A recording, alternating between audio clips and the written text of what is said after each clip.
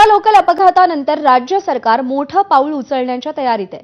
सर्वसाधारण तिकिटाच्या दरात एसी लोकल सुरू करण्याचा आग्रह असल्याचं मुख्यमंत्री देवेंद्र फडणवीसांनी म्हटलंय।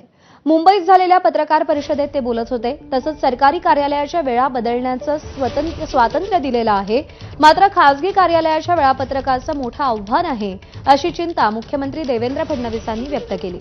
दरम्यान मुंब्रा स्थानकाजवळ झालेल्या भीषण अपघातात 4 मृत्यू झालाय।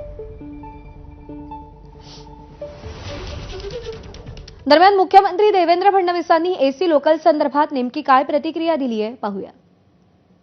अशा प्रकारचा प्रयत्न आहे, कारण मी तुम्हाला एक सांगतो की आता एक प्रकारे म्हणजे हे तयार होणार आहे की आपल्या मेट्रो या अतिशय चांगल्या त्या एसी आणि लोकल ट्रेन, म्हणजे लोकल ट्रेनमध्ये ट्रॅव्हल करणारा नागरिक हा दुय्यम नाही ना, म्हणून त्यालाही एसी मिळावी आणि त्याच फेअरमध्ये मिळावी असा आमचा आग्रह।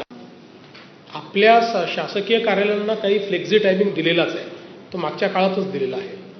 खासगी आस्थापनांमध्ये तो करणं जरा कठीण जात आहे, कारण त्यांचे म्हणजे त्यांचे प्रॉफिट्स आणि सगळ्या गोष्टींचा विचार ते अधिक करतात। पण याच्यामध्ये अजून काही करता येईल का, हा निश्चितपणे आपला प्रयत्न असेल। आणि दरम्यानच्या काळात पब्लिक ट्रान्सपोर्टचं इन्फ्रास्ट्रक्चर अजून किती वाढवता येईल हा प्रयत्न आम्ही करू।